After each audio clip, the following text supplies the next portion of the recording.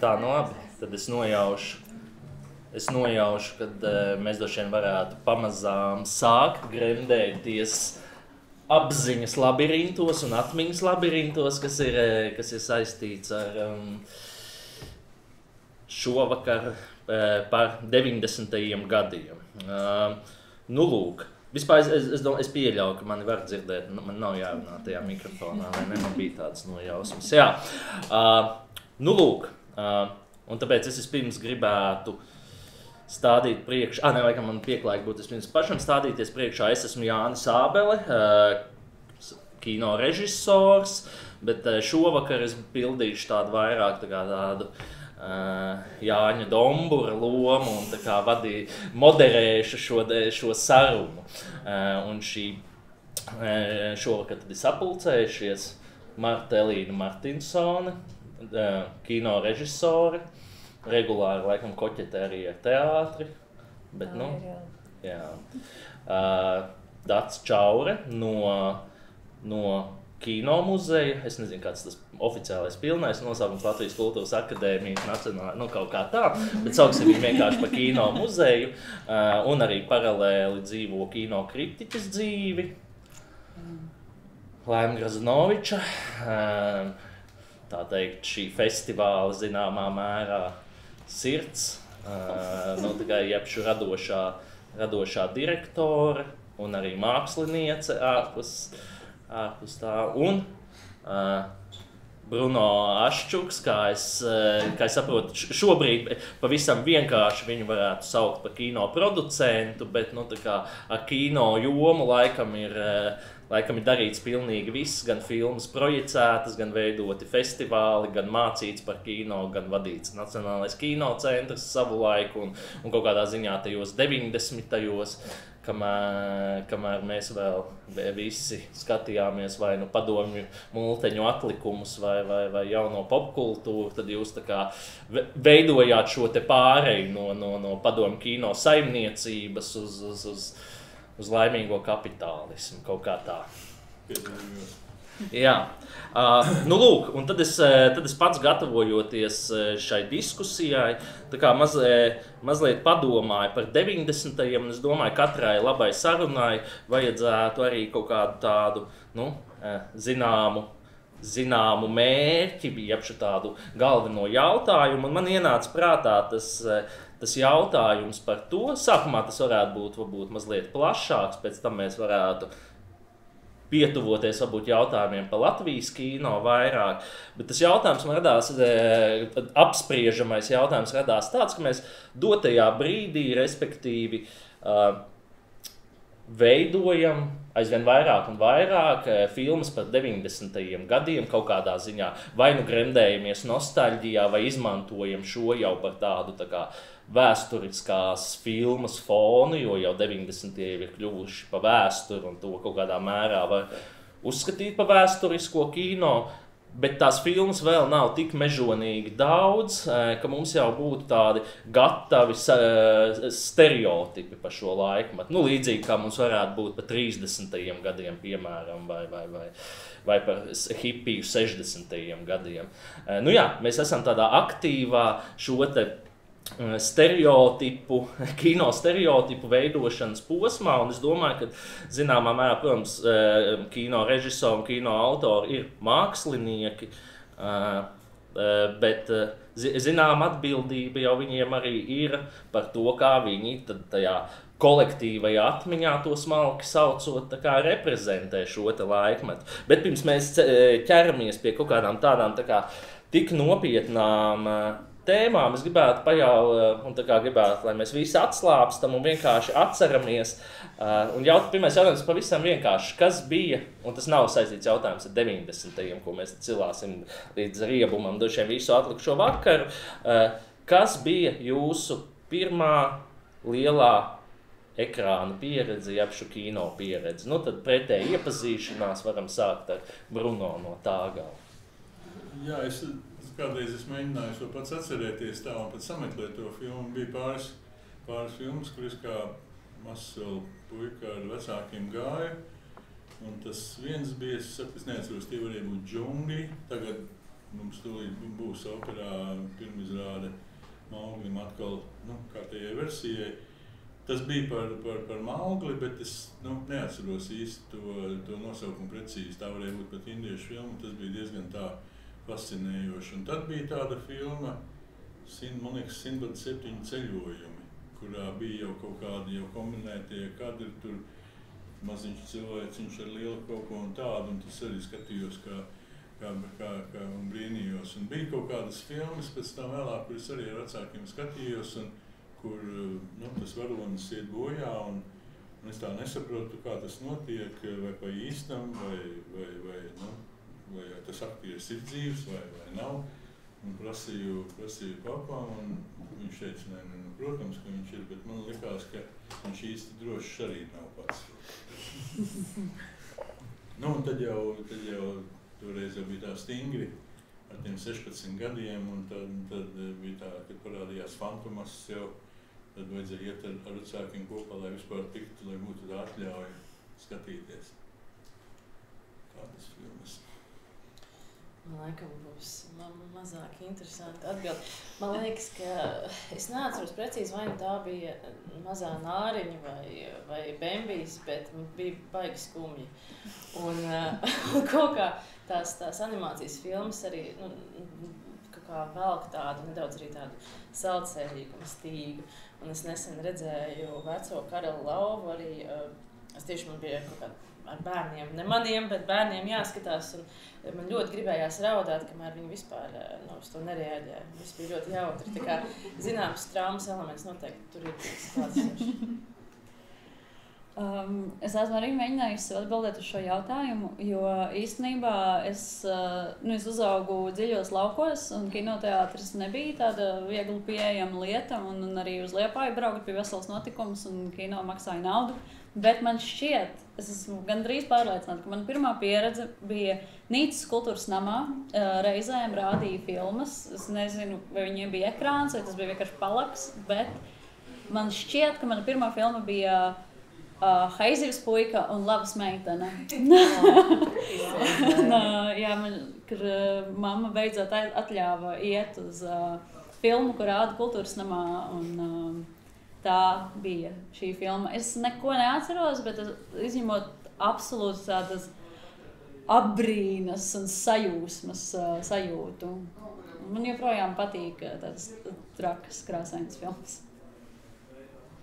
Es arī īsti neatceros. Es arī mēģināju atcerēties, atceros pēc pirmās teātra izrādes, bet pirmo kino es neatceros, bet man ir aizdoms, ka tas bija kaut kas ļoti slikts, jo tas, ko es atceros, bija ar vecākiem es biju uz filmu, bija tāda parodija filma Hot Shots, Karstgalvi ar Čārliju Šīnu, kur bija, tā bija ļoti laba filma, un es atceros, ka mans tētis bija aizmidzis, un viņš pamodās tieši brīdī, kad pretīgu fizioloģisku notikumu rezultātā cilvēki mir un krita iekšā ūdenī, un tad tēvs bija dusmīgs man māte, ka es viņi vedot meitas tik vardarbīgām filmām, bet viņš vienkārši neko nebija redzējis, tāpēc viņš bija pārliecināts, ka tas ir tiešām Rembo.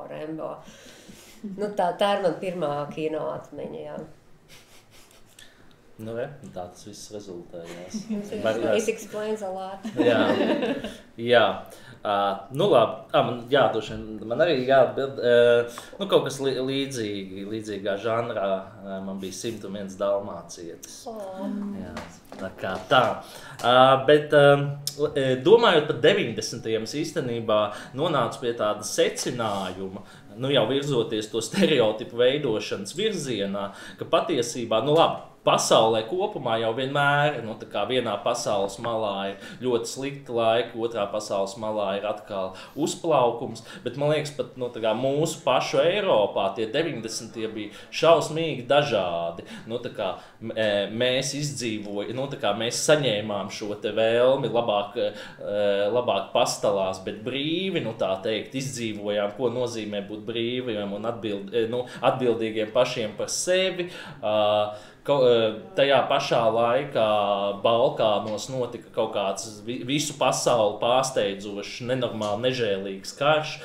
Jānis Joņevs man stāstīja, ka vienā viņš bija arī literātu pasākumā, un es tagad jaucu, vai tā bija Malta vai Kipra, un viņam teica, jā, ka tur arī 90. esot bijuši, tie bija īpatnēji laiki, jo tik daudz naudas visiem cilvēkiem nav vairs bijis nekad. Un droši vien tad Rietuma Eiropā viņi dzīvoja, izņemot varbūt Vāciju, kur vēl tur ņēmās ar tām atkal apvienošanās lietām. Visa Eiropa, droši vien Rietuma dzīvoja puslīdz apmēram, tā kā parasti vienkārši bija jāmācās ģeogrāfijā daudz jaunu valstu nosaukumi. Lūk, bet tad varbūt, ja mēs ejam tajā tematā, kas varētu, un tas varbūt, sāksim varbūt ar Daci vai Laimu, jūs varat izvēlēties, kuri no jums vēlas mesties. Atkarīgs no jautājuma. Jā, tāpēc es pietaupu to.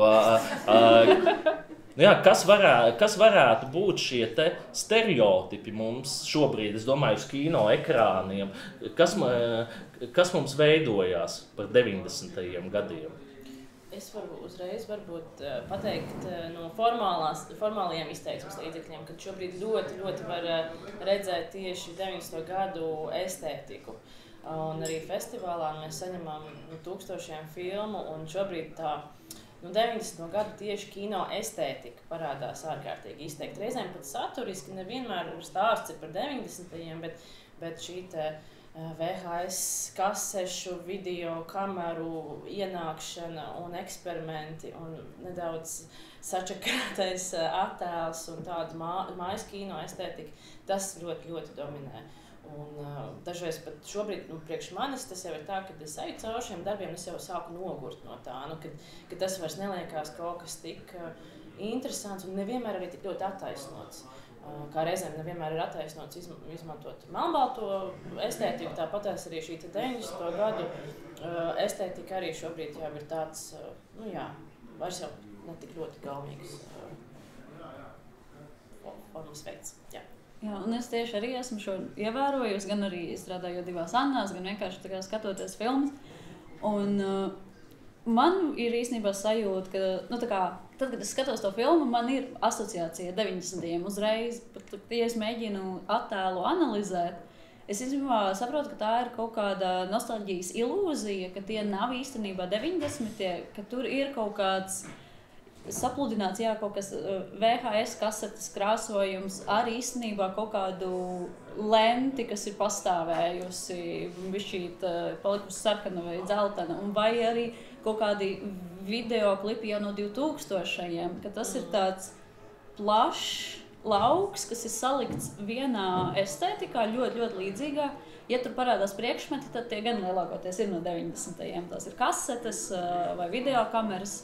Bet tie galvenokārt krāsa ir tā, kas īstenībā aptver daudz plašāku lauku. Un tad man šķiet, ka mēs caur šo jau tiek veidota tā sajūta par 90-ajiem un ilūzija par to, kā izskatījās. Īstenībā tās filmas jau rada sajūtu, ka tā izskatījās nevis tie mediji, ko mēs patērējam tajā laikā, bet ka tā izskatījās 90. Tas pats laiks. Ka tā ir 90. krāsa. Un varbūt kaut kādā ziņā tas ir saistīts ar to, ka tas dzeltenīgums ir arī tāda bērnības siltuma krāsa, un tā ir tā mūsu paudze, varbūt bišķīt arī jaunāki, kas taisa tagad tās filmas un krāso viņas tajā dzeltenīgi sērtajā krāsā, radot to siltumu un kaut kādu nerealitātes sajūtu. Runājot par VHS, Bruno, jūs noteikti piedzīvojāt un arī ņēmāt dalību kādā noteikti šajā leģendārajā 80. beigu, 90. sākumu šajos te videokasešu kino seanses, skan jocīgi, bet publiskos seansos, kur tika rādītas šīs te ārzemju filmas no videokasetēm. Seanses bija dažādi, bija publiski un bija slepeni.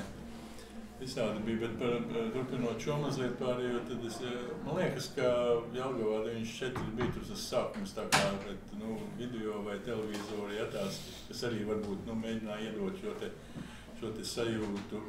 Un tā jau tas ir, ka katrs autors varbūt mēģina atrast varbūt to, ne tikai valodu, bet varbūt tādu arī vizuālu, tīri vizualitāti vai vizuālu kodu. Un to jau nevar paredzēt, cik daudz citi veidotāji izmantos kaut ko līdzīgu, un tad skatītājiem tas vienā brīdī var likties. Man tā piemēram šobrīd liekas ar droniem, ja, jau varbūt ir pārgājis, ja, bet sākumā, kad parādījās, un tā ir jebkurī mēs paskatīsimies kino vēsturi, tad mēs redzam, kā kinotehnika, ja tur skaņa, krāsa, 16 mm un tā tālāk, viss kā tas ietekmē arī kino valodu un arī varbūt par saturu vai kā. Jā, bija, es nebiju tāds ļoti aktīvs, jā, bet skatījāmies tajos pašos arī kinomatīros, par ko es minēju pirms kad mēs runājam, gatavojoties, un tur arī bija, jā, protams, jo tad varēja dabūt, tad parādījās šīs iespēja redzēt, jo es arī tad, kad mācījos institūtā Pēterburgā 80. gados, tad kino vēsture bija nevis filmu skatīšanā, bet lasīšana par filmām, un tas, ko varēja redzēt, mēs jau par to bijām privileģētā stāvoklī ar Valdīs Vremanas lektoriem, ja tika kino namā un skatīties filmas, ko atveda, kas arī bieži vien bija, varbūt ne tādā kvalitātē. Maskavas festivāls, tas bija tāds valsts pirātisms, atbrauc uz festivālu filmas, ja, un pa nakti nokopē viņas arhīvā, ja. Tur jau dažādi kuriozi gadījās, ja, runājam par krāsu, ja, krāsainu filmu, nokopē melnbaltu, jo, nebija citas iespējas, un pēc tam lasām tur teorētiķu apspriedums, cik pamatot ir šī melnbaltās izmantošana šajā filmā, un savādāk mums nevarētu būt, bet dažos bija, jā, dažos tādos pagrīdes seansos, un vienreiz naktī arī mēs tieši kopā ar Juris Viedru, mēs bijām vienā dzīvoklī, skatījāmies, un kā tagad es atceros, trīs filmas bija. Pirmā bija Mūsdienu apokalipse, Karš Vietnamā, kas varbūt to trakāks un briesmīgāks, Napalms, viss. Nākošā filma, laikam Betona džunglis, tas sieviešu cietums. Karš Vietnamā vispār nobāva, jā, to. Trešā filma Skola 84, laikam, vai kā viņi tur bija. Tas ir vispār Amerikas tur vidusskola ģimnāzija, tas vēl bija trakāk nekā cietums. Tā viena man tāda atmiņa, kas ir palikusi. Bet, protams, ka tā, un tad pēc tam tas, ar ko iesākās, laikam, tur bija tā Baltic Cinema biļete, ja? Nomet zemē, kad gāja uz... Jā, Dailas kinoteātris. Ko Ati Samoliņš, ko mēs arī pieminējam, sāka. Tā sajūta, ko es vēl tagad atceros, bija tas patiešām tāds atvieglojums un prieks, ka mēs tagad tās filmas, no koledžas, ko mēs skatījāmies, kasetēs nelegāli, ka tas ir tagad oficiāli ar tiesībām, ar visu, ka to var redzēt kinoteātrī. Bet kā bija tomēr kā kino profesionālim, jo es saprotu, ka labi, sauksim to pa publiku parasto uz šiem video seansiem metās, lai redzētu saturiski, to, kas ir bijis aiz dzelzs priekškara. Bet vai tā, vai kāda bija sajūta skatoties, tā kā filmas acīm redzami, visticamāk nepiemērotā kvalitātē, jo dušiem kasetes arī nebija kaut kādas oriģināls, bet 10 reizes pārkopētas pie katras robežas. Jā, vai Nē, tā ir tāpat kā tagad. Mēs jau arī, jāsaka, to pieminējām, ja tā skatīšanos kinoteātrī, vai, teiksim, uz labas aparatūras arī varbūt citos apstākļos, ja, vai tur mājas kino ļoti labs attēls skaņa vai datorā vai telefonā, ja. Pieņemsim, ka tagad, protams, mūsdienu telefons ir labāks nekā tā kasete toreiz, bet kā es teicu, ja tev jāizvēlās ar to, vai tu par filmu vari izlasīt, un tev jāmēģina saprast, kas tas ir, iedomāties. Un tad gadījās, ka iedomājies īstenībā vēl labāk, kāda tā varētu būt. Tad jau tā, ar to atšķirās, varbūt, tas, kas ir literatūra, varbūt, kurā vai mūzika, kurā tu vari fantazēt pats visu ar kino, kas ir ļoti, ļoti konkrēti, un mēs redzam to, ko mums rāda. Un tad, protams, ka tu izvēlies to un īpaši kā profesionāls. Ja man grūti, tur cilvēkiem jau tās tēmas jau bija dažādas. Un, protams, es minēju, tas jau nav nejauši, ka tur ir tāda, ja, teiksim, arī vardarbība vai cits kaut kas, vai tur erotika, kas bija populārs. Man bija tāds viens kurjos gadījums, kad jau es strādāju Kino Savienībā, bet vēl tajos jau padomu laikos, un mums bija tāds izsauc mūs vienā reizē uz, tur, kur tagad ir Aspāzijas bulvārī, kur bija tā iekšlietu ministrijas, tur kādi, viņi bija konfiscējuši kādiem cilvēkiem kasetes, un viņiem vajadzēja ekspertīzi skatīties un pateikt, kas tas ir. Tur bija, neatceros pārējās filmas, mēs tur ar dažiem kolēģiem no Kino nama gājām, un tur bija filma Kaligula. Un skatāmies mēs to Kaligulu, saprotam jau, kad ja mēs uzrakstīsim kaut ko, tad cilvēkam būs slikti, varbūt pat ļoti slikti cietums, vai es nezinu, kāda varēja tur būt tie sodi. Rakstam, ka tas tur tur ir bet ir attaisnoti mākslinieciski un tā kaut ko uzrakstam. Un tad pēc kāda laika es izrasu Magdoela interviju, kurā viņš saka, kauns viņam, ka viņš tajā pornogrāfijā ir piedalījies. Tā gadās visādi. Jā, bet man ļoti patīk, kad Dācis teiktajā ieskanējās jau tāds vārds, kas man šķiet arī varbūt svarīgs šai sarunā, respektīvi nostalģija. Un kaut kā, ja mēs tā loģiski pašķetinām, lai izmantotu šo, skaidrs, ka kino autori ir dažādi, daži vienkārši to izmanto, varbūt tāpēc, ka tas šobrīd ir stilīgi, ka filma izskatās pēc VHS, bet varbūt netik daudz par viņiem. Bet, lai pēc kaut kā nostalģizētos, ja bija iegrimtu šajā nostalģijā, tur jau kaut kam ir jābūt, kaut kam, kaut kam skaistam vai pēc kā ilgoties. Labi, tur 30. gados skaidrs, pēc kā tur ilgoties. Tur tā kā starp diviem pasaules kariem bija šī miera osta, kur pēc otrā pasaules kara vairs nekad tāda nebija, bla, bla, bla. Bet 90. tā kā, ja tā, man liekas, paprasītu cilvēkiem uz ielas, ar ko asociējas 90. teikt, tā kā Banka Baltija, Haritonovs, Rekets, bet jā, Marta, pēc kā nostalģizēties 90. Es domāju, ne tikai tādā attēla, krāsas, faktūras ziņā, bet... Es gribēju par to attēlu ātri pieminēt to, ka man 90. vispār saistās ar televizoru. Ka televizors bija pirmkārt tāda lieta, kas vispār parādījās mājās, un tāpēc arī daudz izmantoja to 4:3 attēlu attiecību, kad grib filmēt kaut ko par 90. Bet par to nostalģiju vispār, es tikko lasīju to lekciju par mūzikliem, tur arī katrā desmitgadē piepaši ir tas, ka un tad viņiem bija nostalģija par 30. Tad viņiem bija nostalģija pēc 50. Vienkārši katru reizi, tā kā, visu laiku, jo cilvēki, kas tā esi, piemēram, kino, viņi parasti tā esi, 25, 30 vairāk, viņi atcerās, nostalģija rodas no tā, ka tu biji jauns tādā laikā. Tāpēc maniem vecākiem var kaut kas patikt no padomu laikiem, ja viņi bija jauni, viņiem nesāpēja muguru. Protams, ka liekas, ka tas bija labs laiks. Tā kā mūsu paudzē tie ir 90. Mēs bijām jauni un mums nebija jāstrādā un jāuztraucās par problēmām. Bet man liekas, ka tas, kas ir gan nostalģijas vērts, gan vispār kino izdevīgs, ir tas, ka tas ir laiks, kad mēs vēl nezinām, kas ir internets īsti. Mēs nezinām, kas ir internets. Scenārijiem ir izdevīgi, jo mēs nevaram, kad varoņi nevar sazināties viens ar otru sekundes laikā, tā kā it all makes sense, ka cilvēki viens otru nesatiek tā vienkārši. Un man liekas, ka tas ir tas, ka tu neesi bombardēts ar informāciju. Un tā nostalģija man liekas par to, ka dzīve likās labāk, jo tu vienkārši nezināji pusi no tā, kas notiek. Tev likās, ka viss ir forši, jo tu nevari internetā izlasīt par kārtējo genocīdu. Tev ir tāds, viss normāli. Es ka tas ir tas. Jā, nevarēja nošērot lokāciju ar piemēram. Tieši tā. Jā.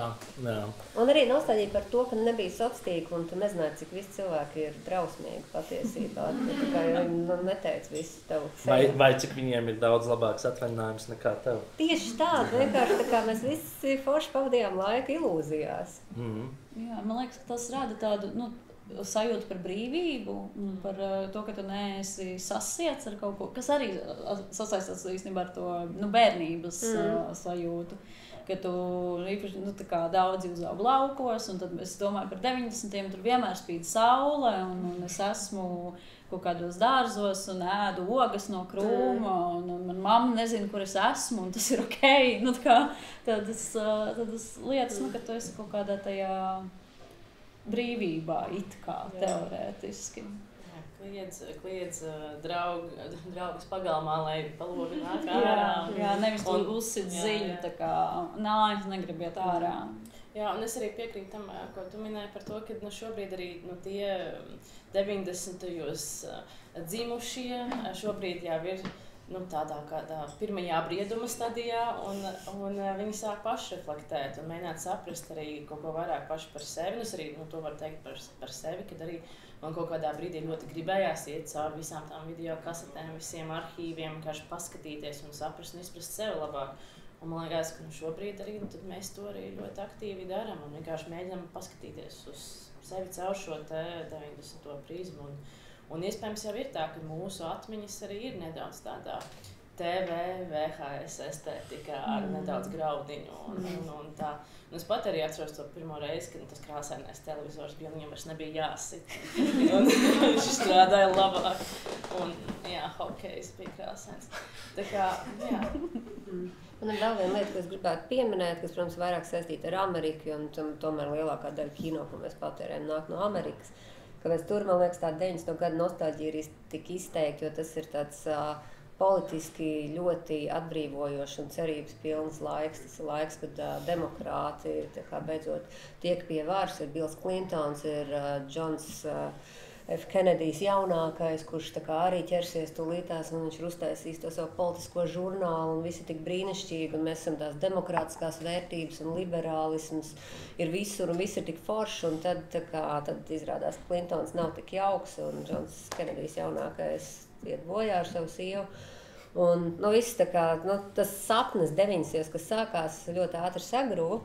Bet man liekas, ka tā sajūta ir palikusi. Tāpēc, piemēram, seriāls Seinfelds arī skatās, vai draugi skatās, visu laiku, ka tur ir tie 90. kur tāds sajūta, ka kur mēs visi forši dzīvojam, un kur ir tā demokrātija un liberālā politika, kas strādā, un nekas nestrādā vairs mūsdienās. Tāpēc ir tāds nostalģija arī pēc tā, man liekas. Labi, tātad, ja mēs kaut kādus secinājumus, tad tas varētu kaut kāds cerību un demokrātijas laiks, tas kaut kādā ziņā vienojošs ar Ameriku. Mums tik varbūt druscīgi mazāk tā nauda bija. Bet cerības bija Bet cerības mums bija tikpat daudz. Solījums, tika dots solījums. Tika dots solījums, nebija telefona, caur kuriem komunicēt, ar kuriem komunicēt. Un tā varbūt vēl kaut kas tur ir tāds. Moda nenormāli forši. Moda tagad 90. ir modē. Nē, tad jau 2014. aptuveni ir atpakaļ. Labi, šeit neiesim. Jā, es vēl padomāju par tādu ļoti interesantu lietu. Mēs nesen vienu kolēģi sēdējām krogā ausis, un tur nāk daudz pavisam jauni cilvēki, un viņi fano par repa mūziku, un tagad tā kā modē ir nācis otro dzīvi dzīvo tāds repa mūziķis Tupaks, un šis mans draugs, kas ir burtiski 5 vai 6 gadus vecāks par mani. Viņš sākumā nesaprata, kā šie jaunieši vispār var kaut ko vispār saprast no Tupaka, jo es taču viņu klausījos tad, kad es biju viņa vecumā, un tad tas bija aktuāli, un tad tas tikko tapa. Un tad viņš arī, man liekas, tā ir kaut kāda līdzīga paralēla par to, ka kino režisori taisa par savu bērnību, jaunību, bet tad viņš saprata, ka šiem jauniešiem, kas tagad nāk uz bāru, viņu dzimšanas diena pret Tupaka nāves dienu ir apmēram tikpat ilgs laika posms, kā viņam pret Džimu Morisonu nomiršanu, un kas arī ir kā katra pusauģa kaut kāds loģisks solis. Tāda man līriskā atkāpe, bet turpinot par tiem stereotipiem, ko mēs taisam, man liekas, un arī Latvijā mēs esam jau sākuši apčamdīt caur kino šo laikmetu, bet man radās tāda pārdoma. vai nav tā, ka mēs arī veidojot paši filmas tagad par 90. vai pat domājot, kā izskatās 90. vai mēs to neskatāmies drusciņi caur tādām Hollywoodas brillēm, jo mums jau pašiem īstenībā tādas filmas, kas atspoguļo laikmetu. Labi, latviešu kino ir tāda, nu tā kā tagad, labi, viena tāda ļoti varbūt spilgta un kur pat labāk ir kļuvusi tagad nekā toreiz. Nu, es domāju, varbūt Streiča, Likteņdzirnas, kuras tiešām centās atspoguļot to laikmetu. Bet jā, vai nav tā, ka tas Hollywoodas daudzums mums kaut kā aizēno to, kā mēs skatāmies, kā pie mums pašiem izstījās? Noteikti uz visu skatos caur Hollywoodas brillēm. Bruno, arī skatāties uz visu caur Hollywoodas brillēm? Nē, es neskatos Varbūt jūs nepiekrītat man. Es arī nevaru varbūt tā uzreiz tā, pateikt vai apgalvot vai vairāk, ka tas tā ir un kad varētu būt, kad ir kaut kādas formas arī izlēnēs, teiksim, kā tīri vizuāli, tas sadalītais ekrāns, tur vēl kaut kādas iezīmētas lietas, vēl tur kaut kas nāk, var domāt, vai tas ir, vai tā ir tā Hollywooda. Varbūt pašam autoram, varbūt tādā veidā liekas tā izteiksme.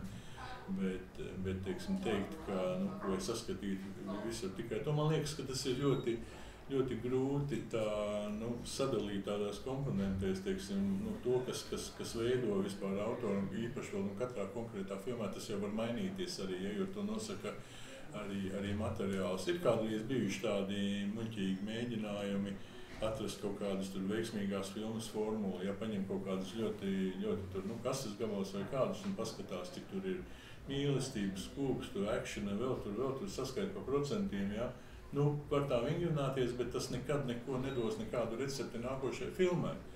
Nekad ne, un vispār veiksmīgu var atkārtot neveiksmes un kļūdas. No tām var mācīties tādā ziņā, ka mēs redzam kaut ko, man vismaz liekas, tas nav īsti iznācis, tas nav atbilstoši tai filmai, tam stāstam, varbūt kā tas ir uztaisīts, vai tur kaut kas kļūdens neveiksmīgs. Bet tad arī kaut ko labu, veiksmīgu, tas nav iespējams un nav arī vajadzīgs. Tāpēc katram autoram savu ceļu. Es neteiktu, ka varbūt ir tik daudz. Jā, ir man piemēram, ja mēs runājam par tām filmām, kas vispār, ja mēs paskatāmies, kas ir tagad, man arī neliekās, ka ir ļoti daudz, teiksim, tagad tā 90. gada, par tiem mēs tur taisam, es tur priekš sevis tā izvilku, laikam, kādas 5 filmas sanāk, teiksim, kronoloģiski, kas iestiepjās mazliet atpakaļ, tā ir Mana brīvība, kas sāka visu, teiksim, tās pārmaiņas Paradīze 89, Jelgava,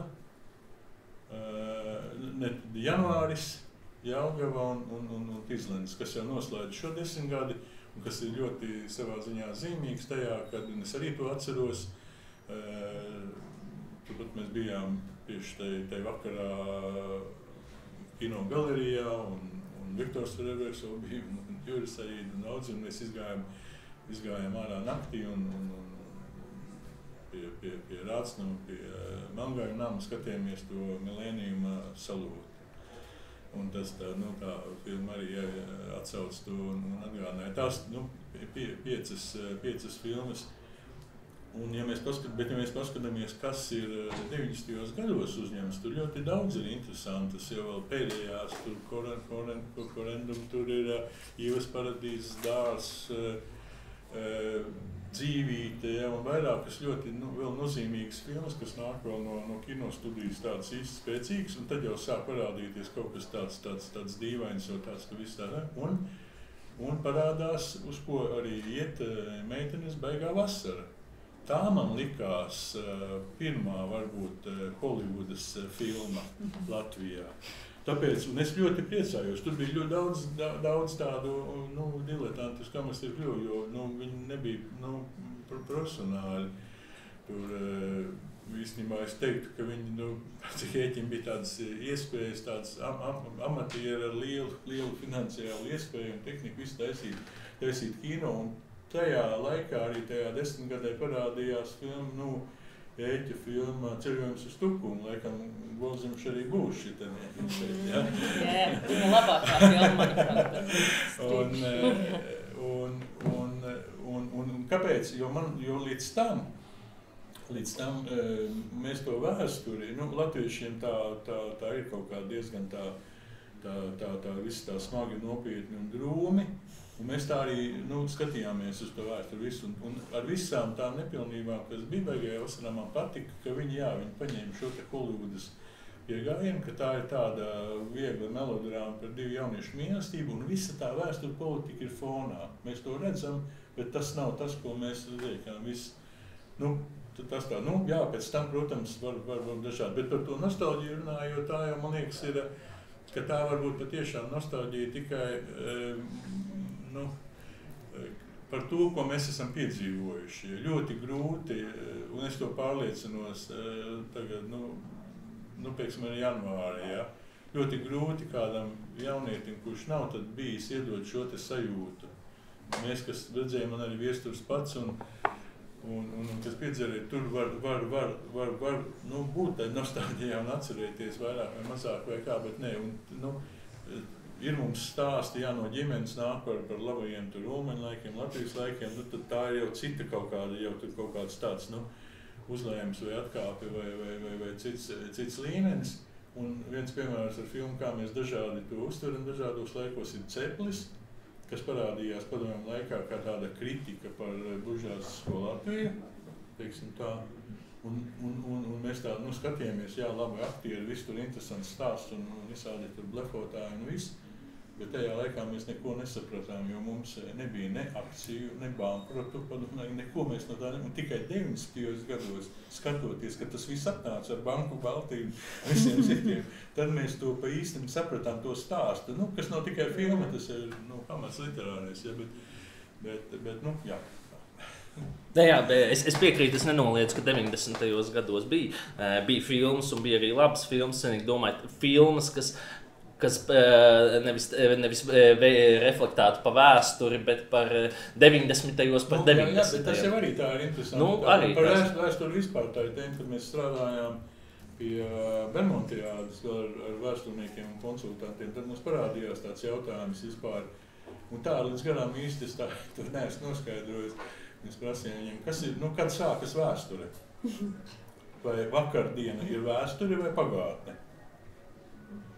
Tas ir labs jautājums, jo kad es veidoju Jelgavu 94, es tā kā principiāli atteicos to saukt par vēsturisku filmu. Tad bija tur tādi visādi tādi aptuveni 50 gadi varbūt, jā, varētu jau runāt par vēsturi. Var teikt, ka vēsture ir tad, kad vairs nav neviens acu liecinieks, kas arī diezgan muļķīgi, tāpēc, ka viens no vēstures avotiem ir kā reiz acinieku liecību, to laika biedru liecības. Un viss tā, ka tur arī tas, cik tālu mēs atkāpjamies un kā mēs uz to skatāmies. Un par to atmiņu, ja mēs runājam, kā mēs atceramies, es vienreiz kaut kur lasīju ļoti interesantu teicienu tādu, kā mēs atceramies nevis to, kas kādreiz notika, bet to, ko mēs pirmo reizi atcerējāmies. Atmiņa par atmiņu. Jo atmiņa par notikumu. Un kāpēc, kas tas mehānisms ir tāds, ka tas notikums pats par sevi, tur lielāks, mazāk, bet viņš ir ļoti daudzpusīgs, izplūdes un tāds. Un mums viņu vajag kaut kādā veidā noformulēt. Un tad, kad mēs pirmo reizi viņu atceramies, kaut kādā veidā pierakstam, izstāstam, uzfilmējam vēl kaut kā, tad ir mums tas nospiedums jau.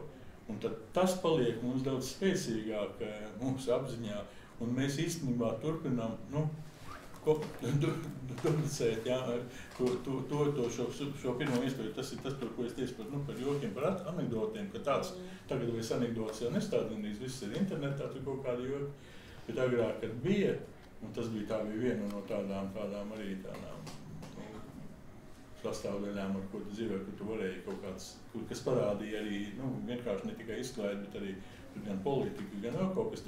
Tas mehānisms bija tāds, un daudz bija anekdošu. Un tu gribējās atcerēties, un tas padoms bija tāds, ja tu dzirdi anekdoti, izstāsti to uzreiz 3 cilvēkiem.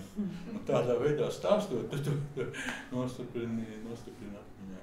Jā, tas īstenībā pieskarās arī. Es tagad labāk nemēģināšu atcerēties, cik zinātniski vai kaut kāds citā veidā ir tas avots, jo tas varētu būt tāds šarlatānisks apgalvojums, bet kaut kādi zināmi pētījumi vai vismaz teorijas bija par to, ka, ja mums ir, teiksim, šī viena atmiņa, un mēs viņu atceramies pirmo reizi, tad par to atbild, nezinu, tur viens smadzeņu nostūris, bet jo vairāk reizi, piemēram, mēs viņu atminamies un atstāstam, ar to jau sāk darboties tas smadzeņu nostūris, kas atbild par iztēli un kaut ko. Tas ir ļoti labi filmā Tizlenes, jo tur ir tie, un pirmā epizode, kad bija ar to kaut kas tik traks notika, ka roku norāvās, viņš šļācās visu. Un tad ir tas autors komentārs, tik traki jau īstenībā nebija mazliet savādāk. Tas ir šajās filmās, jo mēs tur runājam, jo pārsvarā viņas ir par jauniešiem, izņemot Manu brīvību. Tad kā reiz gan Jelgavā, gan Tizlenēs ļoti interesants ir tā autora klātbūtne. Vienā tas ir kadrā, otrā tas ir aizkadrā. Un tur īpaši Jelgavā, tur varbūt pēc tam tur aiziet, pat daudz varbūt, mazliet, bet tas sākums, ka tas puisis iet un tas malā stāv un viņš komentē, tas ir tas, kā mēs varbūt arī sevi redzam atmiņās, un Tizlenēs tieši tas pats. Tad interesanti, kas būs tas mūsu pirmā atcerēšanās par 90. Kas būs tas pirmais nospiedums, kas paliks pēc tam kā ideja par to, jo, piemēram, es nezināju, ka tā mūsu priekšstats, varbūt ne mūsu, bet tieši amerikāņu priekšstats par 50. kā par tādu rockeru laikmetu ir nevis no 50. bet no 60. kurā bija ļoti, ļoti populāra grupa, kurai es, protams, tagad neatceros nosaukumu, kas visi izdomāja, ka viņi parodēs tos 50. gadu dziesmas un visi saģērbsies kā rockeri un sataisīs tos matus. Un viņi bija tie, kas sāka to saukt par grease, un tos rockerus par greaseriem, un pēc tam iznāca jau filma, un tā tika izveidot šis mīts par 50. kā par tādu rockeru laikmetu. Kaut gan 60. tas galīgi tā nešķiet, tas likās tas boring, tas laikmets. Un tad ir ļoti iespējams, ka tagad mēs veidojot filmas, kas ir dzeltenas un ar kasetēm visur kadrā un magnetofoniem, ka tas jau ir tas nospiedums, kas pēc tam varbūt vēl pēc 20 gadiem, ja kāds gribēs taisīt filmu it kā 90. viņi liks tieši šo filtru, tieši šādu krāsojumu, saliks kasetes, antikvariātā nopirks magnetofonu un imitēs mūsu imitāciju par 90. Tas arī notiek. Jā, tas kino vienkārši strādā, bet tā ne tikai kino, īstenībā viss tā strādā, jo, piemēram, tā brīnišķīgā filma bija Kind Rewind, kur bija, un tur ir tas, ka notiek negadījums un tiek izdzēsts viss video kasetes un video nomas īpašnieki mēģina pēc atmiņas uzfilmēt šīs filmas. Un tas ir tik brīnišķīgi, jo tur ir tas, ka precīzi var redzēt, ko es atceros par Gradzenu pavēlnieku, ko es atceros par Ghostbusters, ir tās ikoniskās ainas, ko viņi replicē. Un tāpat tās, visi šie kaut kādi tie stereotipi par, par jebko veidojas no tā, kad mēs kaut kas mums patīk un kaut kas liekas, ka tas ir tas. Un, gan jau, ka tā būs, un 2000 būs spīdīgi un plasmasīgi. Un ar dronu. Jā, un ar pacēlājiem. Bet man liekas, ka vispār kino kā mākslas veids ir tāds atmiņu replicēšanas mehānisms un forma, kā mūsu cilvēces smadzenes strādā un mēģina arhivēt šos notikumus. Jā, tas ir saspiest, vienkārši saspiest kaut kā. Un man liekas, kino arī ir kaut kādā mērā atmiņa. Vienmēr būs atmiņa. Kino nevar nebūt atmiņa kaut kādā ziņā. Tā kā tas ir ārkārtīgi interesanti. Jā, tā kā Dārta Ceriņa saka, ka īstenībā jebkurš kino, neatkarīgi no žanra vai formāta, ir dokumentārs, jo tas ir iemūžinājis kaut ko. Gan vienkārši aktierus esot tajā telpā, gan arī šo kino ideju, filmas ideju un ideju par ideju, un tur ir tik daudz jau iemūžināts arī spēles kino. Spēles filmās, jā, protams, dokumentālais slānis ir ļoti liels, un mēs pieminējam Ivaru Kraulīti, ieteiksim viņa filmu Valkie zvani, kas skaitās, nesakiet Ivaram Selenskam, ka tā ir dokumentāla, viņš šmojās. Tā ir spēles filma, bet, ko mēs visi uzturam kā dokumentāli, jo tas spēles izdomātais stāsts ir tik tur niecīgs vispārējais ir dokumentāls, un jebkurā tas ir pat ļoti interesanti skatīties. Filmā, kur tu redzi, kas ir agrāk uzņemt un mēģini atpazīt, teiksim, tās vietas, kurās un kā tas ir. Un tad jau ir vēl interesanti ir tas, ka, ja mēs runājam par 90. gadiem, par to kino filmas, kas ir uzņemts arī par to laiku, vai filmas, kas uzņemts par jau 90. par agrāku laiku, kas savukārt viņiem ir jau tur nostalģija pagātne vai kas, vai vēsture. Un tad arī interesanti ir paskatīties, teiksim, kādā veidā, jo tā autora, tas skatījums arī mainās, ja, teiksim, vai tas par to laiku 30. gadiem vai Pansija pilī, tas būtu uzfilmēts 90. vai šodien, ja, tur dažādi runājam, mēs par to tehnoloģiju runājām, es atcerējos, burtiski dažām dienām bija vakar vai aizvakar Deināts Jānis fotogrāfs, viņam kāda izstāde būs, un tad viņš teica, ka tā ir pat tāda falsifikācija, ja mēs, teiksim, šodien mēģinām kaut ko darīt ar viņam prasīju, viņš filmē uz filmu kameras vēl, ja. Viņš saka, ka nē, šodien ir digitālais, laikams mums ir digitālās kameras, un ja mēs gribam, kā saka, no šodienas vidot kaut ko tur iemūžināt skatīties, tad vajag filmēt, fotografēt arī uz digitālo, ja. Un, protams, ka mēs zinām, kāpēc un kā mēs to izmantojam, ja arī tur 8 mm vai 16, bet, ir arī tāds viedoklis. Bet vai tiešām, nē, es pilnībā pievienojos tajā, kad es ieraugu kaut ko šajā jau pieminētajā dzeltena sarkanajā pikseļu putras tonalitātē, un man tas asociējas ar 90. Bet, vai tiešām tikai šis te filtrs ir tik spēcīgs, varbūt ir kaut kas, nezinu, kaut kādi citi kolektīvās, tajā kolektīvajā atmiņā, kas veidojās. Tu domā stāstu? Kaut kas stāstu vai noskaņa. Noteikti, ja, teiksim, kā runā.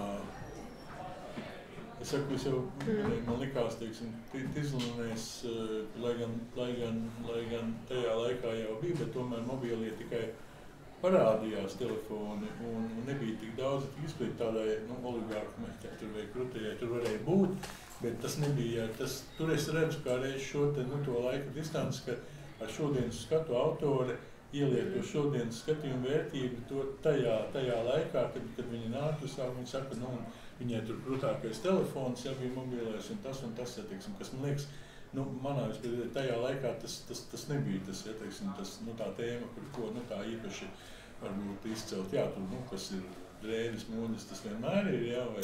Es nezinu, man uzdāvināja vecu telefonu, mobilons bija tik lepna, bet viņam bija antena, un man vienkārši apņēdz visu klasi. Man ir telefons! Man pirmais telefons bija 96. arī liels Nokia tāds, tas pirmais vēl tagad mājā stāv, bet toreiz jau tas joks bija tāds. Jo tiem, kam bija tie mobīliem, tad tu staigā tā kā tās komuņas ar pageru. Jā, man liekas, ka te arī tika minēts par tām Hollywoodas brillēm, par to, ka mēs skatāmies kā caur šīm Hollywoodas brillēm. Man liekas, tas ir tik absolūti neizbēgami, tāpēc, ka mēs esam jau, vismaz tie, kas nāk no tiem 90. Mēs jau esam inficējušies ar to, mēs esam uzauguši šajā rietumu gaisa plūsmā, kad tā vienkārši nav iespējams aizbēgt. Es nezinu, kā to var izdarīt. Man arī eiro remonts likās vienā brīdī nereāli forši. Man ir ļoti žēl, ka tā, bet tā bija. Attiecīgi arī mēs skatāmies uz sevi, tad, es nezinu, tikai nākamās paaudzes vēl pēc mums varbūt spējas paskatīties.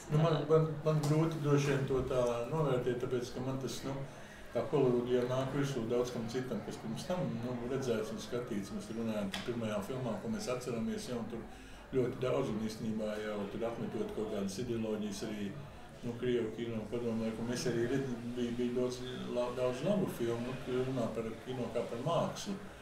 Un, tas pats Tarkovskis bija daudz, un tajā laikā jau bija arī gan Antonioni un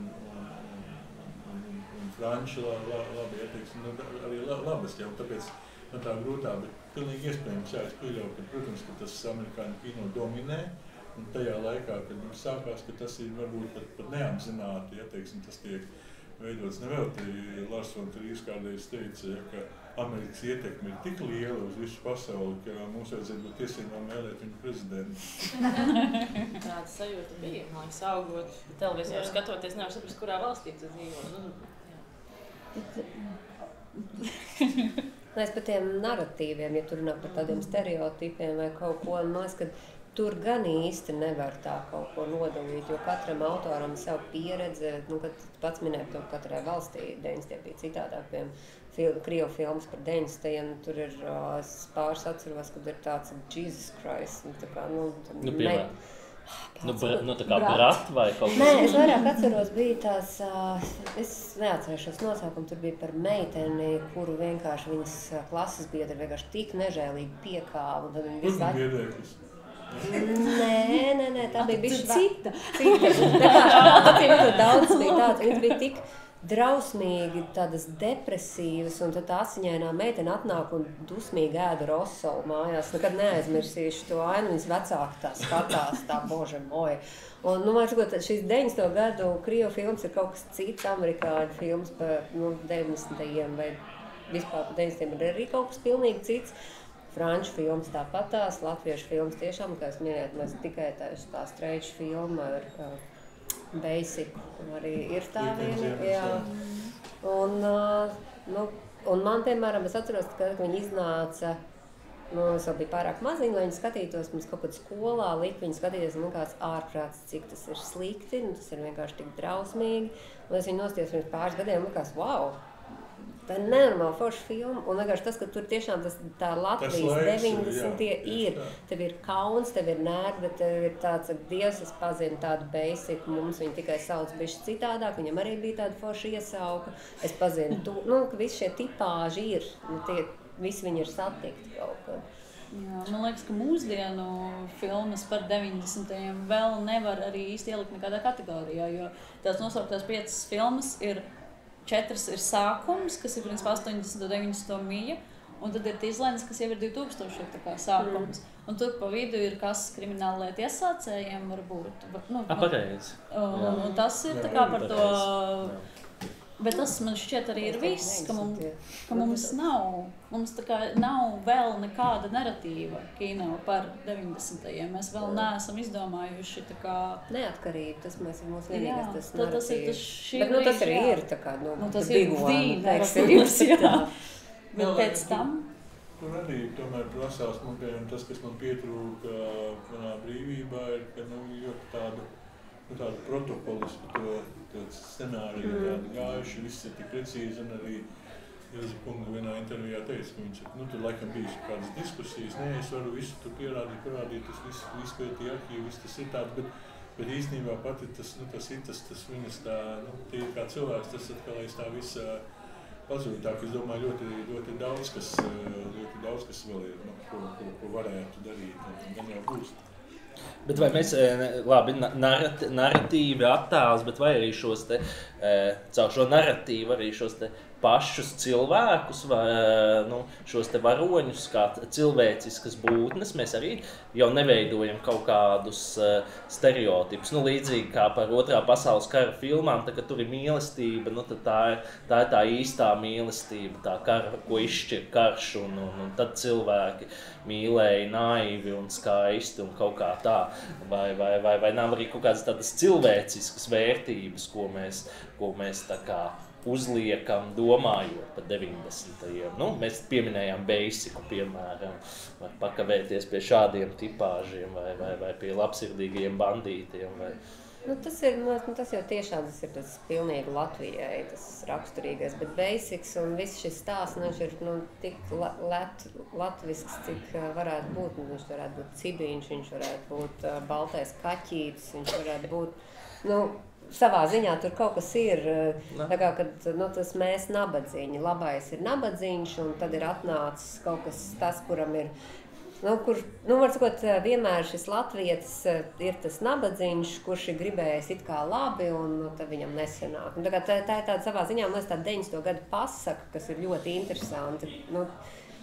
tā tas ir, bet tas arī daudz to piedzīvoja 90. kad ir cilvēki, kas ātrāk pielāgojās tam, kas notika, ātrāk saprat, kā sistēma darbojas, ātrāk nozara pilnīgi visu no valsts un tagad dzīvo mākoņos un having a good time un nenonāk cietumā, diemžēl. Un citi atkal turpina vēl, tā kā visi viņiem tas, mēs esam tagad brīvi, bet, tad tu beigās esi brīvs un bez naudas un piekauts. Un nemigrē, beigās. Tieši tā. Tā kā tas, man liekas, ir latvietis, tas naivisms, bet amerikāņu filmās no 90. ir tieši tas, ka tur ir kaut tā cīņa pret netaisnību. Tur ir tas, ka tās liberālisms un demokrātija, un tad beidzot sāk runāt par aids, sāk runāt par homoseksuālu cilvēku tiesībām, sāk runāt par rasismu, par visām šīm ļoti aktuālajām tēmām, un tādā jaukā un ļoti naivā stilā, kas šobrīd jau liktos tā nepārāk, bet tas ir, man liekas, kaut kas, tie cilvēki, tie ideālisti kaut kādi, kas cīnās pret sistēmu, varbūt. Bet tur arī turpat paralēli tajā pašā Holivudā tas, kas man vienmēr kaut kā ir tā, tomēr nesaprotam līdz galam, ka,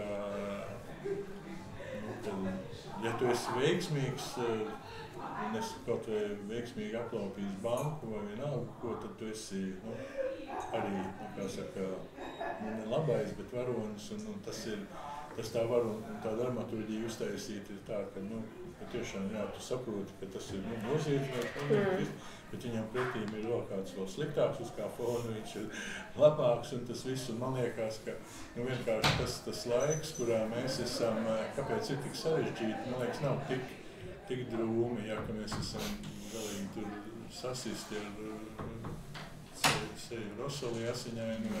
Nē, tas tas bija tur, bet es saku, bet kā tās.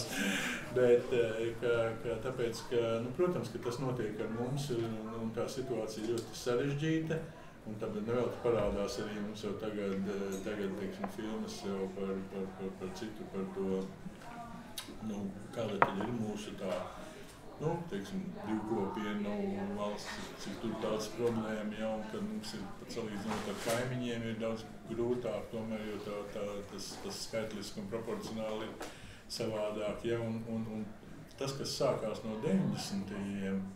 Ja tā padomā, tās pārmaiņas, kas notika visā politikā, ekonomikā, tehnoloģijā, tas viss ir nācis mums pāri, mēs paskatāmies atpakaļ uz tiem, tur nebija nekas no tā, kas ir tagad, mēs runājam, ne kapitālisms, ne demokrātija, ne internets, ne mobīlie, nekas, un tas viss ir, un tas, protams, ka ļoti ietekmē uzmaina tā, ka kādā veidā, teiksim, kad mēs to vēl sāksim apzināt, un tas parādīsies kino, varbūt, bet tam, tāpat Amerika un visi tam ir izgājuši cauri, ko sauc par pirmotnēju kapitālu uzkrāšanu un mežonīgo kapitālismu, un ja mēs skatāmies, ka mūsu kaimiņi nav karojuši 200 gadus, pat blakus, un tad viņi dzīvo savādāk, un tas viss ir gājis, un vienkārši visu to citu ir kā tēma, bet tas, ko Jānis sākumā minēja par Joņiem un par Balkāniem, es biju,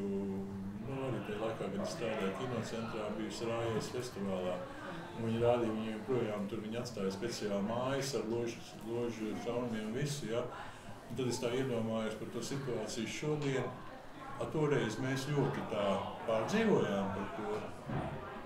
Par Balkāniem? Jā, avīzēs lasījām, bet kaut kā tā, Tikai pateicoties YouTube dziesmai, viss Sarāja. Jā, bet tā, tikai tagad mēs saprotam, daudz dziļāk, kas tas ir. Bet tur ir tas, ka nav tik daudz, tev ir avīzē izlasīts kaut kas, tur pāris mazi sižetiņi, tev nav tas, ka tu vari sekot, piemēram, sociālos cilvēkam, kurš stāsta to savu pieredzi. Tāpēc, man liekas, ja mēs, piemēram, un tas uzreiz, tāpēc, piemēram, es nezinu, tik daudz arī cilvēku var just daudz vairāk līdz Ukrainai, jo tu dabū tos stāstus, tu dabū šos stāstus. Tomēr tas tuvums arī. Jā, bet arī tāpatās, vienkārši tas, ka tu izlasi un ir tāds, nekas, tas ir, pirmkārt, protams, piekrīt, tas ir tālu, bet tev nav šo privāto stāstu, jo, piemēram, ja tu noskaties filmu par to, kā cilvēks iet cauri šim karam, uzreiz ir pilnīgi, man liekas, ka cits, tev uzreiz ir tāda, tā saikne. Jo man liekas, kamēr tu runāji, es tieši iedomājos, ka vēl jau arī avīze ir, tas ir teksts, varbūt tur ir bilde viena klāt, melnbalta, jā, kuru tā kā graudaini, kurā tu tāpat īsti nevar saprast, kas tur notiek, tu izlasi un nodomā varbūt, cik šausmīgi, bet tu aizver to avīzi un noliec, un varbūt tu viņu vēlreiz atradīs tad, kad tu ies uz mazmājiņu. Tas ir vienīgā reize, kur tu atkal satiksies ar šo rakstu. Bet jāatzīst, ka arī mēs paliekam mazāk sensitīvi arī šim te audiovizuālajiem materiālam. Bet bija viens kaut kāds brīdis, kurā tas tā kā bija asi, bet tagad tas materiāli kļūst arvien vairāk un impulsi kļūst arvien vairāk, un tad ir ka tagad arī mēs to video varam noskatīties tāpat, kā izlasīt avīzes rakstu un just vienu un to pašu. Jā, bet man liekas, ka tas pirmais kaut kāds periods ir tas, kas iebliež nenormāli, saprot, tu redz. Nevis tikai lāsas. Tāpat kā rotu konflikti, kas pašlaik notiek. Sākums un pamazām. Tas līdzīgi, kā man likās zīmīgi par šo tēmu, ka, ja nemaldos, Artis Svece bija uzrakstījis kādā no šiem Latvijas intelektuālajiem mēdījiem par to Prigožinu pagājušajā gadā, laikam ap Līgo tas bija. Ka principā tas, kas notika, neko neatšķirās no tā, kad dusmīgs 18. gadsimta bajārs jāja saviem zemniekiem ar dakšām uz Maskavu pie cara. Vienīgā atšķirība ir tas, ka šim varēja sākot tieši saistē līdzi. Jā. Es tik ļoti atceros to vilšanos. Mēs ar Lienu sēdējām tā kā seriālam, sekojām līdzi. Uz nākamajā rītā satikāmies tā, nekas notika. Šīs čakstējums, tas lielais karagājiens. Tas bija interesanti uz vienu dienu.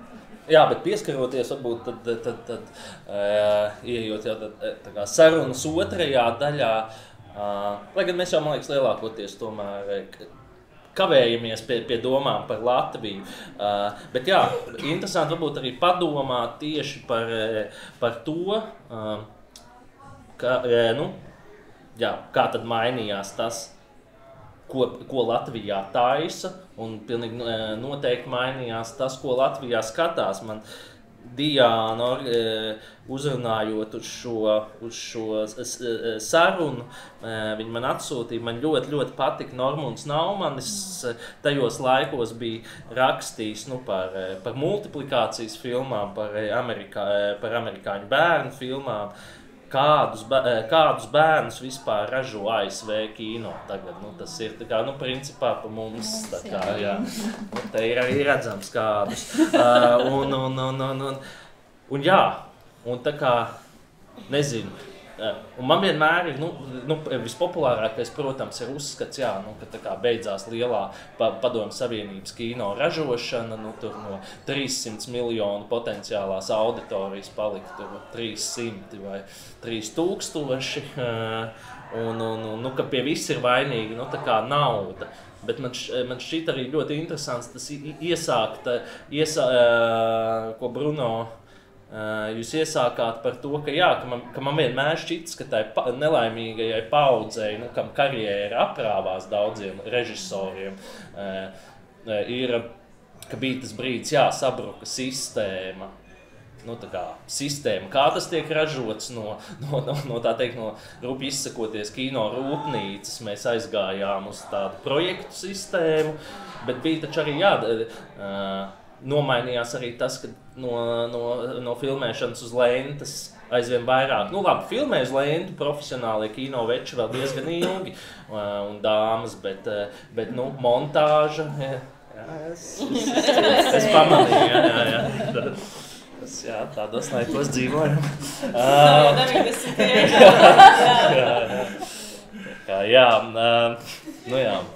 Ka man šķiet interesanti, vai tiešām bija tā, ka tā bija tikai nauda, kas pārcirta šo iespēju, nezinu. Tur Rolands Kalniņš vēl laikam uztaisīja vienu spēļu filmu pēc visa pārmaiņām.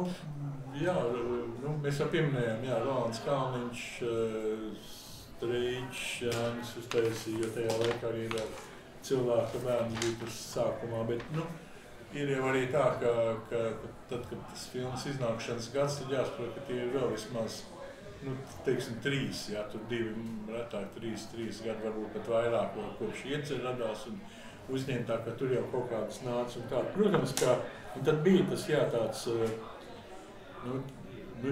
bija, un tad tādi, kas pazuda vispār, kā teiksim, tad diezgan aktīvi vēl, tur 90. sākumā Ada Neritniece strādāja, vēl tur kāds tur, bet parādījās kaut kas arī savādāks, neparastāks, kā Zirneklis filma, ja, un ar Aurēliju Anžīti, un, jā, un tad bija tas 94. kad var teikt, nebija neviena filma, 95. viena, un tad jau sāka kaut kā jau savādāk, jau viss tā ražošana, un tā bija patiešām liela tāda, es to sajūtu tīri tāds diezgan jūtīgs, īpaši pret tādiem meistariem, un, kā es minēju, strādājot kinotelevidībā, pirms tam daudz viņus zināju, mēs tur kopīgi tur tajos pasākumos žūrijās, visur kur, un tad, kad es jau biju kinocentrā, un ja pie tevis atnāk tur Ivars Saleckis, Aivars Freimanis, viņam bija Ieceļa viena tāda jūrā, pie jūra, tāds mīlas stāsts, viņš gribēja tā kā vīrietis un sīvieti līdzīgi kaut kā tur skulptors, kuram sievieti kuģi katastrofā, kuģi prāmas uz Zviedriem mirus, un viņš tā kā parādās viena cita sievieti, viņš tur smilšu skulptoru un tāds, tādu ļoti tāds melodramatisks stāsts, ja, un tiešām, ir tā sistēma, ir tie konkursi, kur tevi jāraksta, īsti viņi to nesaprati, neapzinājās, un mēs arī paši to visu tā nezinājām, un bija ļoti, ļoti tā, iekšā kaut tāds, sāpes un skrāpējums tāds, un man es jau minēju to naudu, tā bija salīdzinot šodien ļoti niecīgi 600 000 lati uz viss kino budžets Latvijas gadā. Ieskaitot ne tikai jaunās filmas. Gan filmām, gan visam, jā.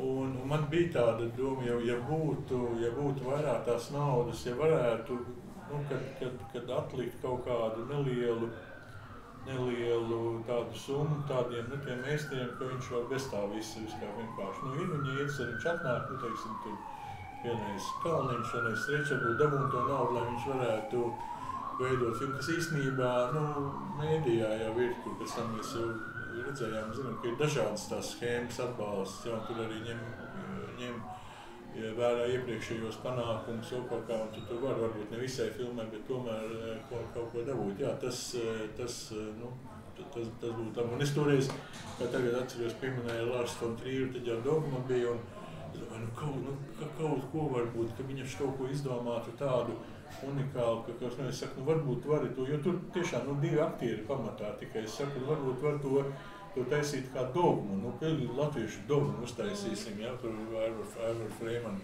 Viņš saka, bet viņš arī zināja, viņš saka, nevar, viņš saka, tur dogmā taču vajag skaņu rakstīt, pa tiešo, jā. Viņš saka, tas viss notiek pie jūras. Un, protams, ka tā viena lieta nauda ir, uzņemt to filmu, jā, bet bez tam tev jau arī, vispār, ja tev nav vairs naudas, lai tu vienkārši ikdienā dzīvot un jau gatavotu par to, ja tu domātu, rakstītu scenāriju, tad filmas uzņemšana, un tad arī vēl viss tālāk, kas arī sabruka, izplatīšana, kinoteātri, ja, un izplatīšana, tas arī viss, tāpēc tā, ka tas nobruka pamatīgi, un tad to pamazām, tomēr šobrīd mēs esam pavisam citā situācijā. Man daudz labākā. Kas man mazliet varbūt pašu pārsteidz, ko es tā domāju, ka varētu būt tomēr it kā vienkāršāk, labāk un varētu tā tieši, mēs jau pieminējam tehnoloģiju, ka tā jaunā tehnoloģija arī, video, digitālā, ne tikai uz filmas, ka tā varētu mazliet, arī tā kā visu to kino ražošanu lētāk padarīt, jā, un mēs redzam, ka ir pozīcijas, kur tā var, bet tomēr, tas, kas ir jāmaksā cilvēkam, tas tāpat ir jāmaksā. Baigi lētāks jau laikam nav tas kino palicis. Inflācija arī nevar neņemt vērā. Tieši šodien salīdzināja, vienkārši tas, kā naudas vērtība mainās. ka 52. gada $450,000 tagad būtu 5 miljoni gandrīz. Tas ir vienkārši nesalīdzinām. Tā kā, tagad pāris gados tas ir mainījies. Un arī visu laiku tā saka, ka tā ilūzija bieži vien cilvēkiem, kā viņš vienkārši paņēma ar telefonu, viņš nopērc kameru un ej filmēt, var jau, un tad pēc tam jūs teiksiet, kas tas pa mēslu, vienkārši, tas ne pēc kā neizskatās. Latviešu filmas ne pēc kā neizskatās, tieši tā, un tad tā kā ir tas. Mēs par to runājam. Tieši tā, jo man tāda bija tiešām tā atmiņa, un pēc tam, kad es, piemēram, noskatījos pirms kādiem 10 gadiem visas Kairiša pirmās filmas, un likās ārkārtīgi lieliski. Bet tādā laikā man kā bērnu vispār nekādā veidā neuzrunā. Bija lielākā. Mīlestības basic tomēr palika. Basics man vienkārši palicis atmiņā, jo viņam bija tik labs tas vārds. Es teikšu, bet tur skatīju, viens no tiem, kas latviešu aktieris izskatās. Jā, tas kaut kā, tas tiešām palika. Bet es pieņemu, tas ir jāsaist īstenībā arī ar to, ka viņš bija kaut kādā seriālā arī, tas uzreiz tev rada, ka tas ir tas cilvēks, kam, tas ir tas aktieris, tas viss kaut kur ir.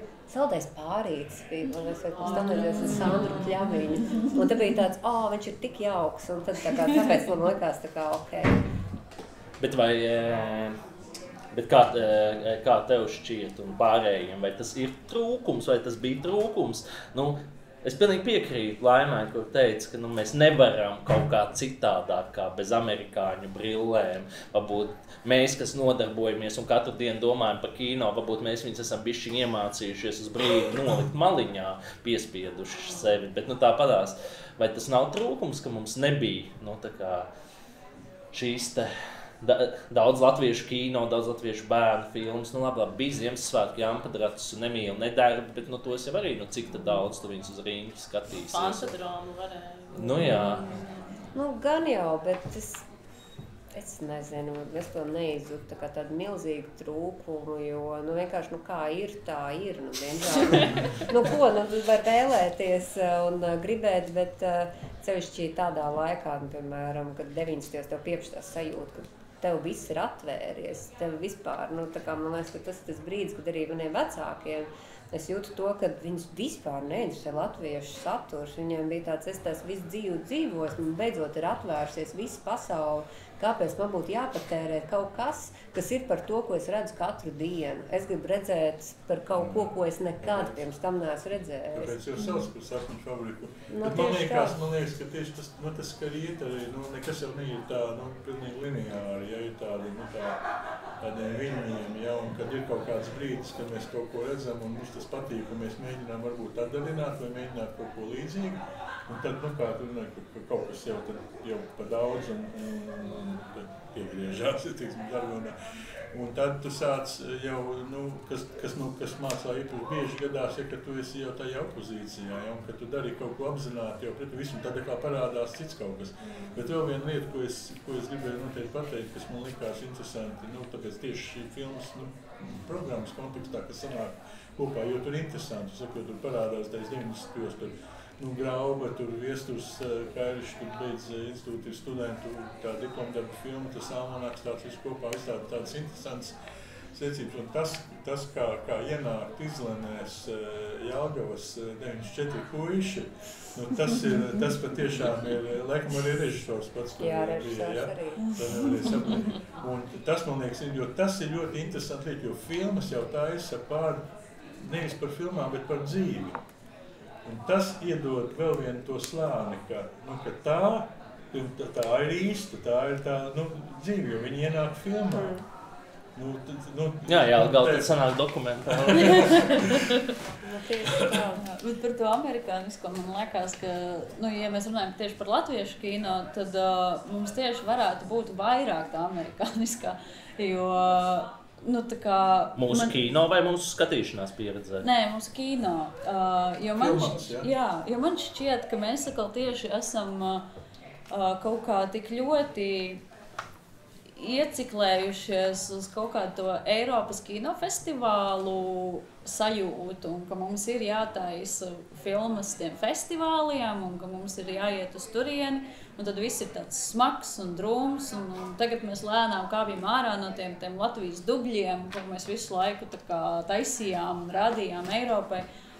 Un ka mums tagad sāk parādīties vairāk komerckino, vairāk kaut kas tāds vieglāks un jautrāks. Un manā prātā, kas varbūt arī ir 90. vai 2000. Sākuma tā sajūta, ka tā Hollywood ir tas vieglais un viegli patērējamais saturs, kur man šķiet Latvijā ļoti, ļoti pietrūkst. Un tāpēc man bija nenormāls prieks par Tīzlanēm, tieši tāpēc, ka tā ir ļoti konkrēti ņemta formula no amerikāniskā, ielikta latviešu vidē, par manu bērnību un salikts un strādā ļoti labi. Un tieši tajā man šķita, ka es redzu vairāk kaut kādas tās latviskās identitātes nekā tajā, kur mēs ļoti spiežam uz kaut kādu latviskās dzīves ziņas parādīšanu.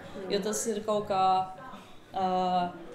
esoša, kaut kur ārpus mums esoša pielāgošana mums pašiem un caur to dzimst kaut kas jauns.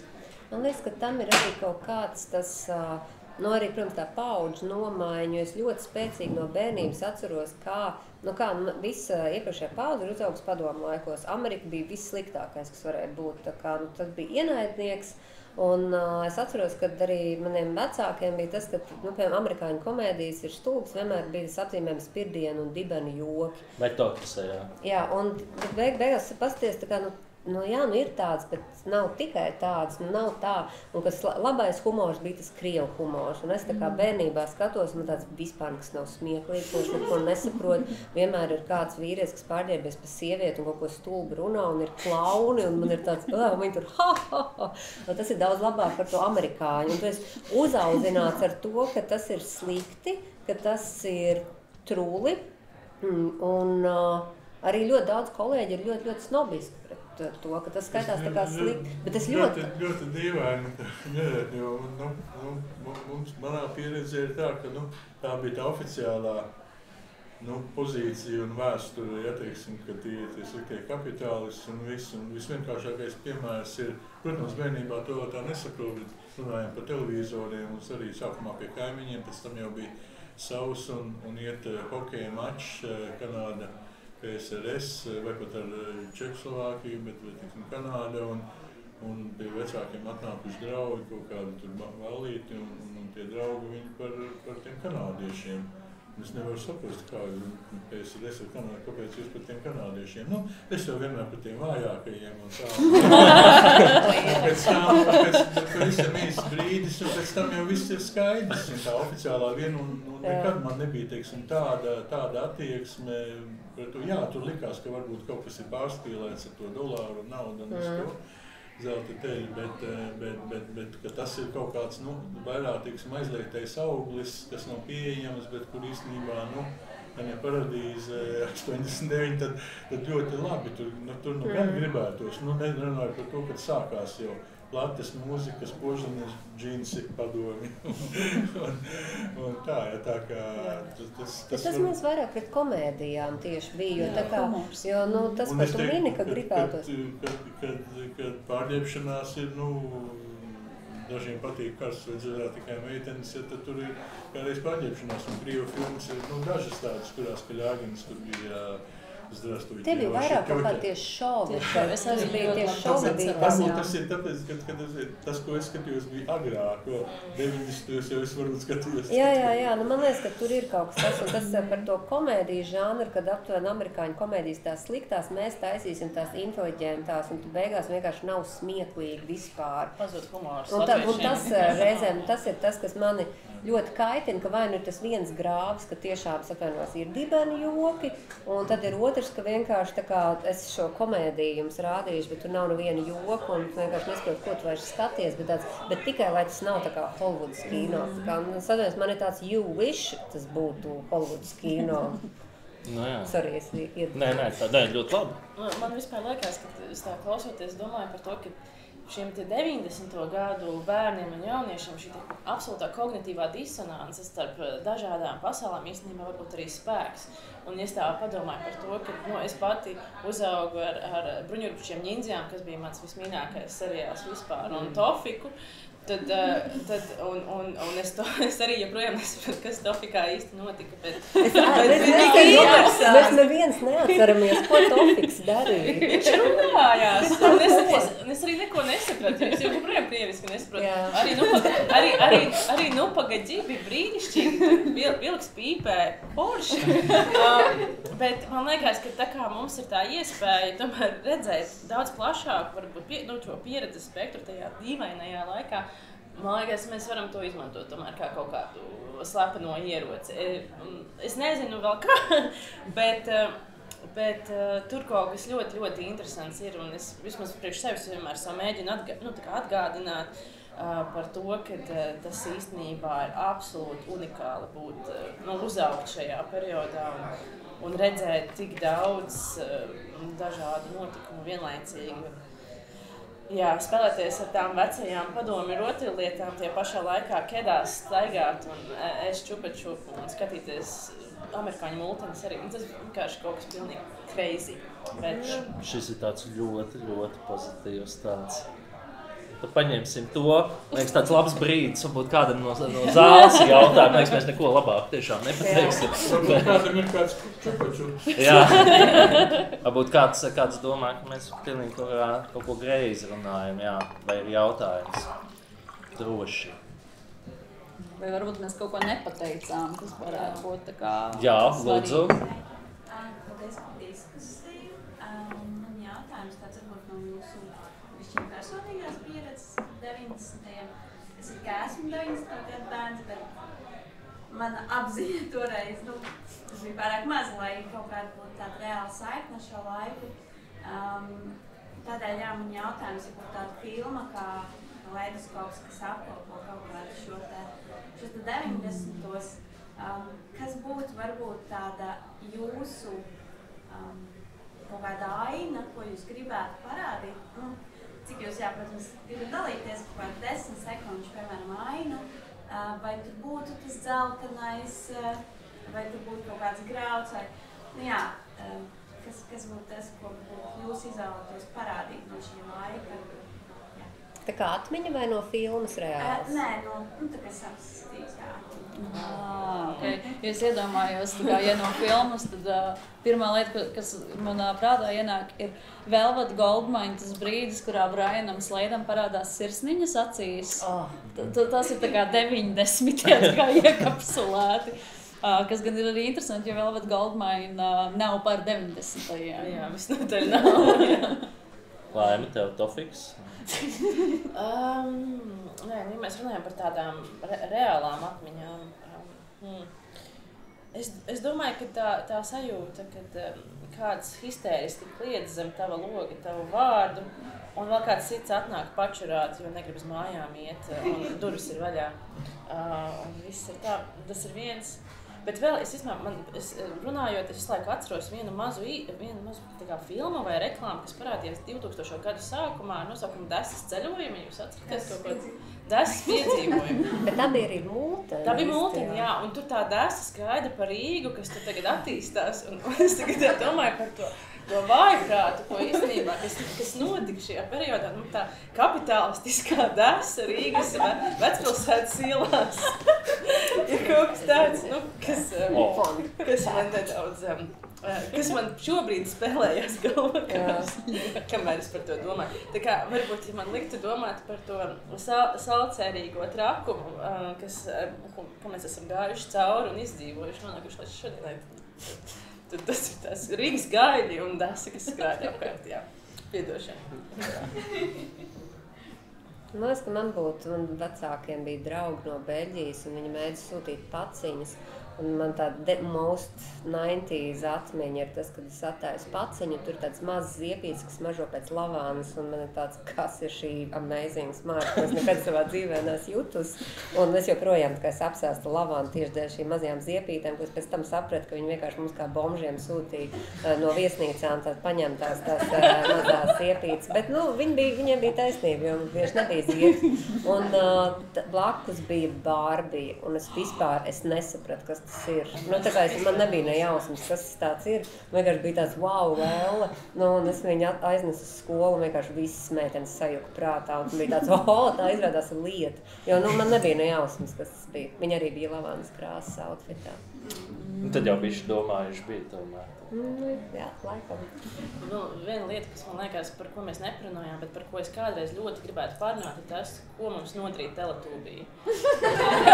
Man neko daudz, es kaut kā izglābu. Es ļoti izvairījos, man aktīvi nepatika manai māsai, kas ir jaunāka, viņai ļoti, ļoti patika, un tāpēc Teletubija regulāri gāja televīzijā, un es vienkārši manī radās kaut kāda agresīva nepatika pret to, un es arī nevaru. Tad viss kārtībā, jo es vienkārši cilvēku. Es jau biju pārāk liels puika. Kamēlēja un rotaļas un citi nodarīja pieaugušiem Kamēlēja un rotaļas nekā. Jā.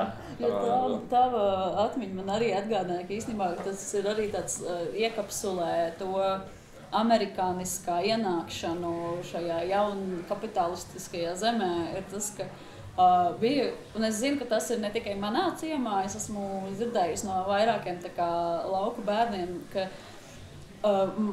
sliktāk nodrošinātām ģimenēm bija kaut kāds viens brīdis, kurā bērniem sūtīja no Amerikas paciņas.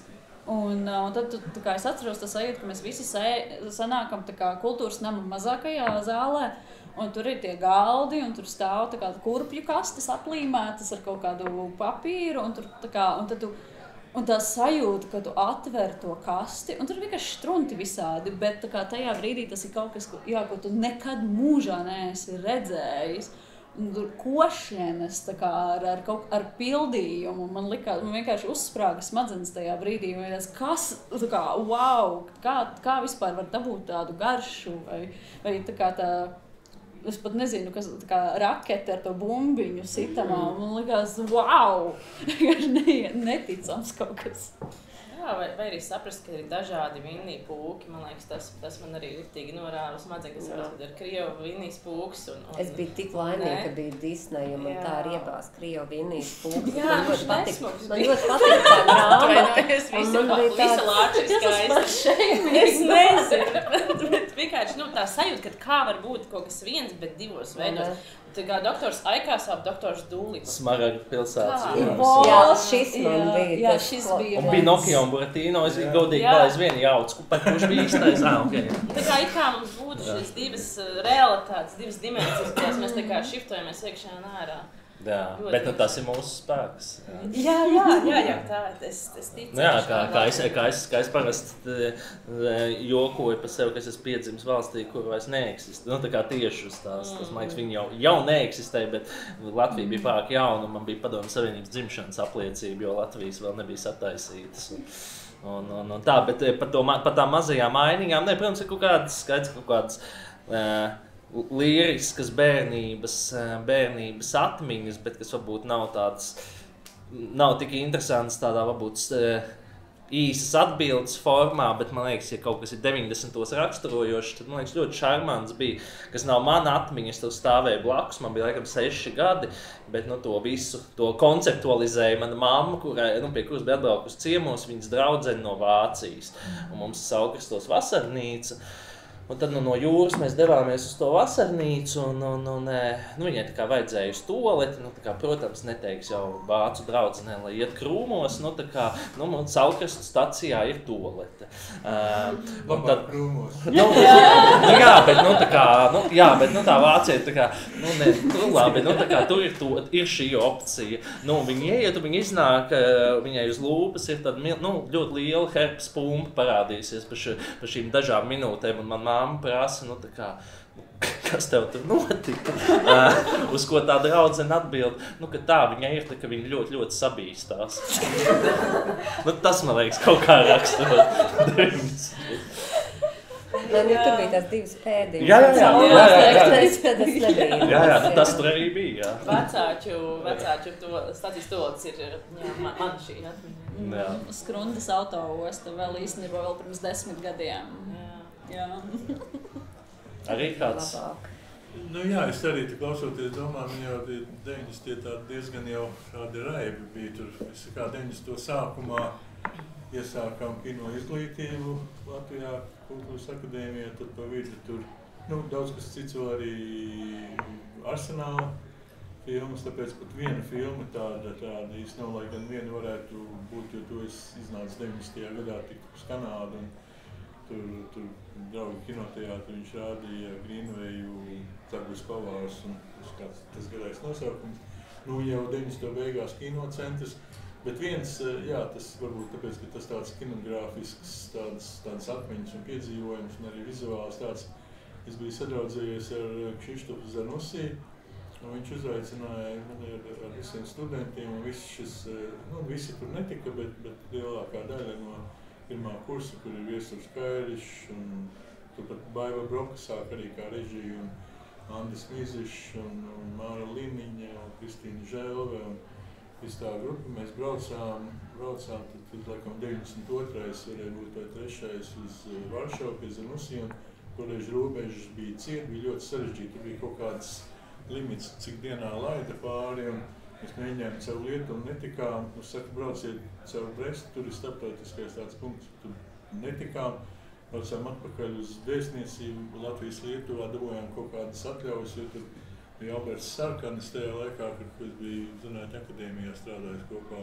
Un tā mēs beidzot tikām, mēs esam nomocījušies un jau ēst nav ko, un tajā autobusā naudas arī tajā laikā neko daudz nav.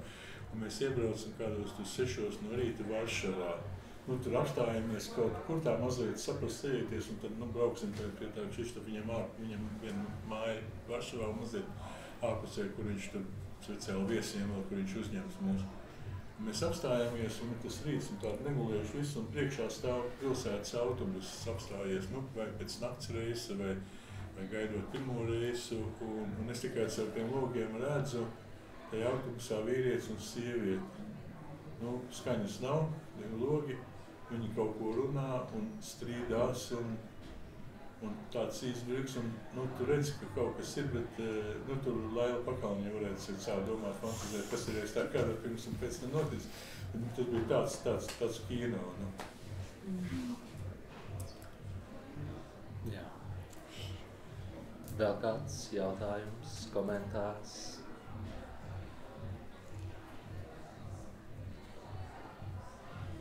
Labi.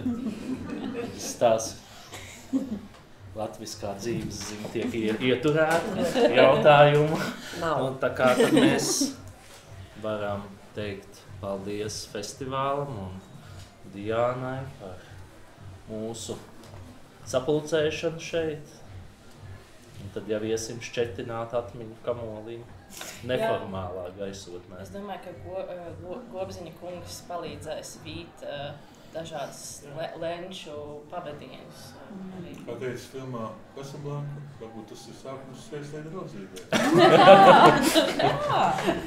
Ļoti labi. Es nepateikšu neko labi. Jā, paldies.